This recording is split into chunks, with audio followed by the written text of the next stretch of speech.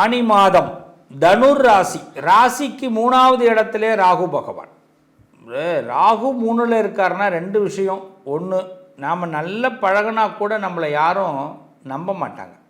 அதுவும் முக்கியமாக அண்ணன் தம்பி, அக்கா தங்கச்சி, சகோதர ஸ்தானம், சகோதரி ஸ்தானங்கள்கிட்ட ரொம்ப கவனமாக இருங்க. ஏன்னா ஏதாவது தேவையில்லாமல் நம்ம மேலே பழி சுமத்துவார்கள். அப்படின்னா என்னென்னா, யாரோ பண்ண தப்புக்கு நீதாண்டா காரணம் அப்படின்ட்டு போயிடுவாங்க. நாம் மட்டும் சிவா ராமான்னு உட்காந்துருப்போம். நம்ம எதுக்கு சம்மந்தமே இருக்காது. நான் வாழ்கிறதே தெரியாதுப்பா, நான் இருக்கிற இடமே தெரியாமல் வாழ்ந்துக்கிட்டு இருக்கேன், மண்புழு மாதிரி இருக்கேன் ஐயா நான் அப்படின்னு நம்ம இருப்போம். தனுசு ராசி. இவன் அங்கேருந்து வந்து கோடாரியால் மண்ணை நோண்டிட்டு அந்த புழு வெளியில் வருது பார், புழு வெளியில் வருது பாருன்னு நம்மளை கற்றுவான். ஏன்னா நீ தானடா கோடாரியால் அந்த மண்ணை நோண்டுன, அதை நோண்டாமல் இருக்கலாமேன்னு கேட்டால் ஒத்துப்பானா?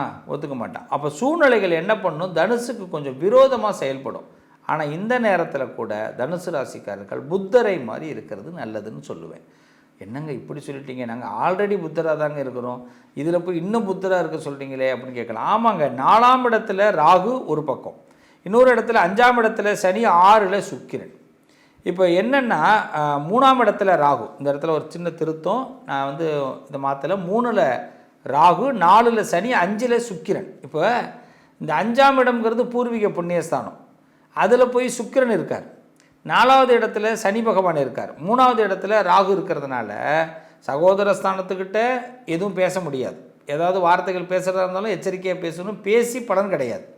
4வது இடத்துல சனி இருக்கிறதுனால தாயார்கிட்ட பேசி பலன் கிடையாது. அந்த அம்மா அதுக்கு மேலே நமக்கு என்ன பண்ணுவாங்க, தாய் ஸ்தானம் விரோதத்தை ஏற்படுத்தும், சட்டம் அவங்க பேசுவாங்க, அந்த பக்கம் இந்த பக்கம் நமக்கு நியாயம் கிடைக்காது. அப்போ 5வது இடத்துல சுக்கிரன் இருக்கார். சரி, சொந்தக்காரன்ட்ட போய் ஏதாவது பேசுகிறேன்னா அவன் அதுக்கு மேலே பேசுவான், பணம் கொடுக்குறியா பேசுகிறேன்னுவான்.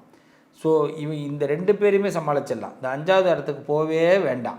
ஏன்னா எங்கேயாவது வெளியில் போய் நிம்மதியை தேடி, நான் ஒரு ஹோட்டல் ரூம் எடுக்கிறேன் சார்னு வெளியில் போனால் கூட அங்கே ஒரு பிரச்சனை தான் வருமே தவிர நிம்மதியை தேடி அங்கே போக முடியாது. என்ன தான் சார் செய்யலாம், நம்ம ஒர்க்கை பண்ணுவோம், நம்ம வேலை உண்டு, நாம் உண்டுன்னு இந்த 1 மாதம் இந்த தனுசு ராசிக்காரர்கள் இருப்பது ரொம்ப சிறப்பு. உங்களுக்கு கைங்கரியமாக என்ன ஒன்றுனா, புத்தருக்கு எப்படி போதி மரம் கிடச்சதோ எங்கேயாவது மர நிழலடி, உங்களுக்கு இந்த மாதத்தில் ஏதாவது ஒரு மரத்தில் போய் உட்காந்துருங்க, மரத்துக்கு கீழே உட்காந்துருங்க, மரத்து மேலே போய் உட்காந்துக்க வேணாம்.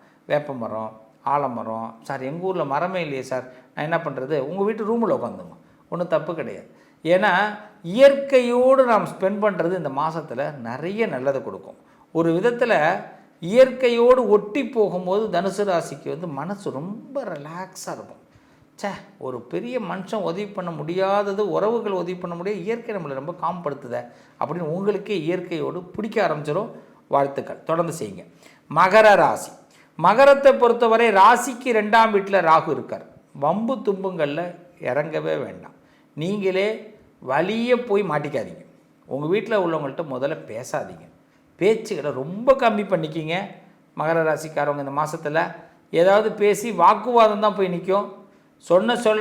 சொன்ன வேலையை கேட்டுட்டு போய்கிட்டே இருங்க, எதுவுமே திருப்பி ரிப்ளைவே வேண்டாம்.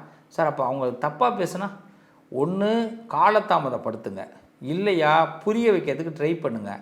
ஆனால் அவங்கள புரிய வைக்கிறேங்கிற பேரில் நீங்கள் ஏதாவது பேசி புரிய வச்சிங்கன்னா அது தப்பாக போயிடும், உங்களை மேலே எதிர்ப்பு ஏற்படும். அதனால் என்னென்னா ரொம்ப சாஃப்டாக போகிற நீங்களே கோவப்பட்டுருவீங்க. நான் சொல்கிறது புரியுதா? சாஃப்டாக போகிற நீங்கள் கோவப்பட்டுருவீங்க. கடைசியில் அப்புறம் என்ன ஆகிடும், இவர் தான் கோவப்பட்டார் அப்படின்னு ஆகிடும்.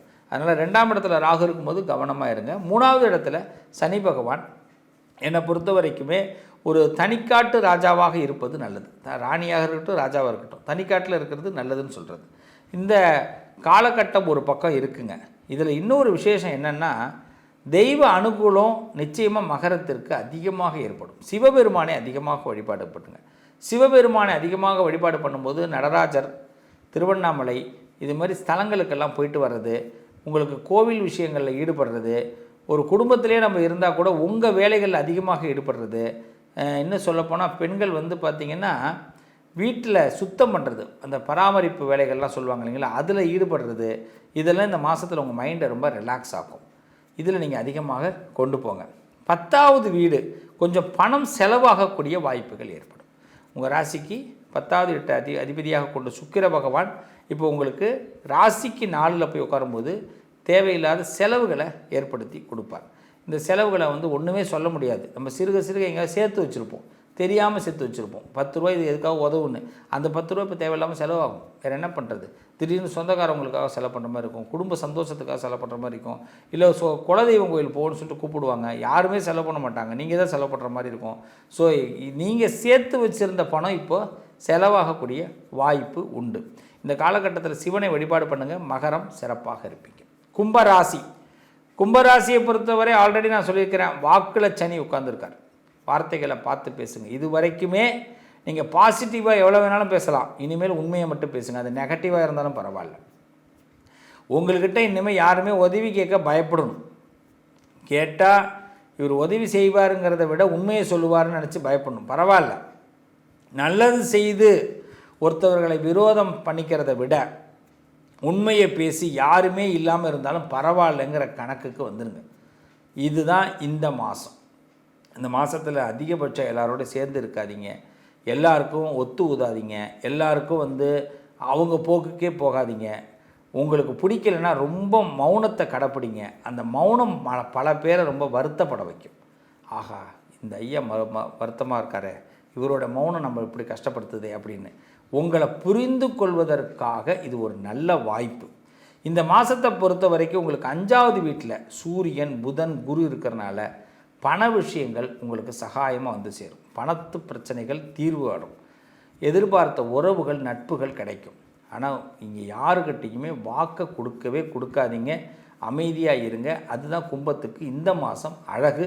துர்க்கை வழிபாடு பண்ணுங்கள், மகாவிஷ்ணு வழிபாடு பண்ணுங்கள், பெருமாளை கும்பிடுங்க. பெருமாள் கோவிலுக்கு போயிட்டு வாங்க அடிக்கடி. உங்களுக்கு ஒரு பெரிய ரம்மியமான எதிர்காலம் இருக்குது. பண வரவுகள், புதுசாக பர்ஸு வாங்குவீங்க, புதுசாக இந்த மாதத்தில் ஏதாவது சேவிங்ஸ் பண்ணுறதுக்காக ஒரு பிளானிங் ஏற்படுத்துவீங்க. இல்லைனா புதுசாக ஒரு பொருளை வாங்கி அதனால் சம்பாதிக்கிறதுக்கான பிளானிங் பண்ணுவீங்க. கும்பாபிஷேகங்களில் நிறைய கலந்துப்பீங்க. நல்ல செய்திகள்லாம் உங்களை தேடி வரும். இது ஒரு நல்ல நேரம். மீன ராசி. மீனத்தை பொறுத்தவரை ராசிக்கு 12ஆம் வீட்டில் ராகு இருக்கார். எல்லாம் நெருக்கடியாக இருக்கும். நம்ம இந்த மாதத்தை பொறுத்த வரைக்கும் எப்படின்னா எல்லாம் கூடி நின்று இருக்கும், ஒரு விஷயம் நடக்கலையோ அப்படின்னு. கொஞ்சம் வருத்தப்படாதீங்க. இந்த மாதத்தை பொறுத்த வரைக்கும் கொஞ்சம் ஃபஸ்ட்டு 10 நாள் கொஞ்சம் ஸ்லோவாக இருக்கும். அப்புறமா நீங்கள் நினைக்கிறத நடக்க ஆரம்பிக்கும். ஒரு ரெகக்னைசேஷன் கிடச்சிரும். ஆனால் ராசிக்கு 12ல் ராகு இருக்கிறனால இந்த மாதத்தில் ரெகக்னைசேஷன் கிடைக்கிறதுல கொஞ்சம் வருத்தம் உண்டு. ஆனால் 10 நாள் கொஞ்சம் பொறுமையாக இருங்க. ஏன்னா உங்கள் ராசிக்கு 4வது வீட்டில் சூரியன், புதன், குரு சம்மந்தப்பட்டுட்டாங்க. அப்படின்னும் போது தேவையில்லாத ஒரு கமிட்மெண்ட் ஆக வேண்டிய கட்டாயம். இதை நான் எதிர்பார்க்கவே இல்லை சார், நான் ஒரு ரூட்டு போட்டு போயிட்டு இருந்தேன், இந்த இடத்துல தேவையில்லாத கமிட்மெண்ட்டில் போய் நிற்கிறேன் அப்படின்னு சொல்லவும் முடியாது, மெல்லவும் முடியாது அப்படின்னு சொல்லுவாங்க. உடல் நலங்களில் கொஞ்சம் கவனம் தேவை. யார்கிட்டையும் பேசும்போது வாக்குவாதங்களை தவிர்த்து கொள்வது தேவை. இந்த மாதத்தை பொறுத்த வரைக்கும் சனி உங்களுக்கு ஜென்மத்தில் தொடர்றாரு.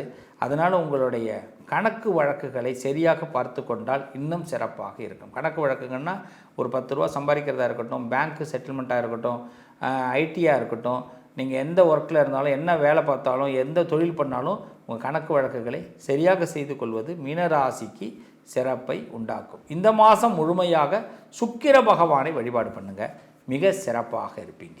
ஆக தனுசு ராசி, மகர ராசி, கும்பராசி, மீனராசி, இந்த 4 ராசிக்காரர்களுக்கும் இந்த ஆனி மாதம் சிறப்பாக இருக்கும். செய்யக்கூடிய விஷயங்களில் கூடுதல் கவனமும், ஒரு தடவைக்கு 2 தடவை யோசனை செய்து செய்யக்கூடிய விஷயங்கள் முழு வெற்றியை இந்த 4 ராசிக்காரர்களுக்கு கொடுக்கும். இந்த ராசிக்காரர்கள் நிறைய சுப காரியங்களில் கலந்து கொள்ள வேண்டிய கட்டாயம் ஏற்படும். கண்டிப்பாக பிரியாணி கிடைக்கும், கண்டிப்பாக மதிய விருந்து கிடைக்கும், கண்டிப்பாக சந்தோஷமான விஷயங்களில் ஈடுபட முடியும். ஆனால் எல்லாத்துலேயும் ஒரே ஒரு டாட் ஒன்று இருக்குது. என்னென்னா, முடிஞ்சுதா, வேலை முடிஞ்சுதா, வீட்டுக்கு வரணும், அவ்வளவுதான். எக்ஸ்ட்ரா 10 நிமிஷம் ஸ்பெண்ட் பண்ணால் கூட பிரச்சனை உருவாகும். இதை மட்டும் ஃபாலோ பண்ணுங்கள். நான் சொன்னதை மைண்டில் ஏற்றிக்கிங்க. நீங்கள் என்ன யோசிக்கிறீங்கன்னு யாருக்கு தெரியாமல் பார்த்துக்குங்க. இந்த மாதம் தனுசு ராசி, மகர ராசி, கும்பராசி, மீனராசிக்காரர்கள் முருகபெருமானை வழிபாடு செய்ய முற்றிலும் உங்களுக்கு நல்ல மாற்றம் ஏற்படும். வாழ்த்துக்கள், நல்லதே நடக்கும்.